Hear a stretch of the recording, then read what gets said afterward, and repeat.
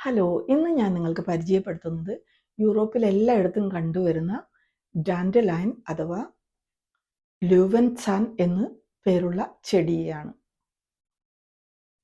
സിംഹത്തിൻ്റെ പല്ലിൻ്റെ ആകൃതിയിലുള്ള ഈ ചെടിയുടെ ഇലകളാണ് ല്യൂവൻസാൻ എന്ന് പേര് വിളിക്കാൻ കാരണം. അതിജീവനത്തിൻ്റെ പര്യായമായി അറിയപ്പെടുന്ന ഈ ചെടി കാട്ടിലും വയലുകളിലും തോട്ടത്തിലും വഴിയരികിലും എല്ലായിടത്തും നമുക്ക് കള പോലെ ഈ ചെടിയെ കാണാം. ഈ ചെടിയുടെ ഏറ്റവും വലിയ പ്രത്യേകത എന്നുള്ളത് ഇതിൻ്റെ എല്ലാ ഭാഗങ്ങളും നമുക്ക് ഉപയോഗിക്കാം എന്നുള്ളതാണ്.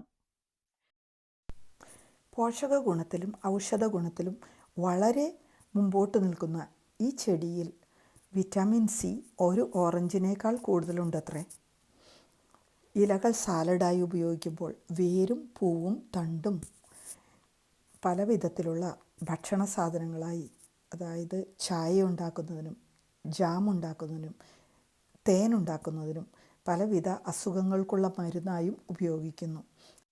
ഒരു നല്ല നാട്ടുമരുന്ന് കൂടിയായ ഈ ചെടി സാധാരണയായി കോൺസ്റ്റിപ്പേഷനും ഗോൾ ബ്ലാഡർ സ്റ്റോൺസിനും യൂറിനറി ട്രാക്റ്റ് ഇൻഫെക്ഷൻ പോലുള്ള അസുഖങ്ങൾക്കും ഉപയോഗിക്കുന്നു. ഒരു നല്ല ആൻറ്റി ഓക്സിഡൻറ്റ് കൂടിയാണ് ഈ ചെടി.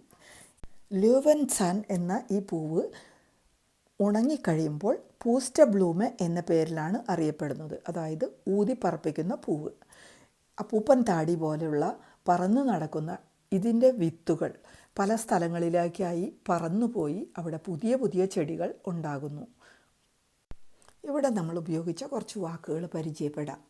ചെടിക്ക് പറയുന്നത് ഫ്ലാൻസ്, ഔഷധ ചെടിക്ക് പറയുന്നത് ഹൈൽ ഫ്ലാൻസ്, കള അല്ലെങ്കിൽ പാഴ്ചെടി എന്ന് പറയുന്നത് ഉൺക്രൗട്ട്, ചെടിയുടെ പൂവിന് പറയുന്നത് ല്യൂവൻസാൻ ബ്ലൂമ്, അതിജീവിക്കുക എന്നുള്ളതിന് പറയുന്നത് യൂബർലേബൻ, പോഷകാംശത്തിന് പറയുന്നത് നേർസ്റ്റോഫ്, ഇൻഗ്രീഡിയൻസിന് പറയുന്നത് ഇൻഹാൾട്ട് സ്റ്റോഫ്,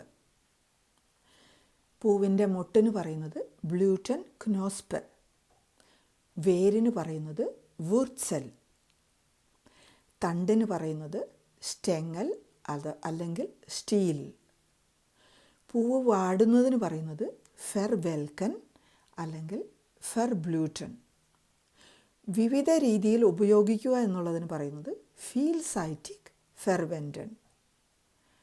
ഇനി ഉപയോഗിക്കുക അല്ലെങ്കിൽ ഭക്ഷ്യയോഗ്യമാക്കുക എന്നുള്ളതിന് പറയുന്നത് ഫെർസേറൻ, ഫെർവേർട്ടൻ, ഫെർവെൻറ്റൻ. ഈ 3 വാക്കുകളാണ്. Thank you.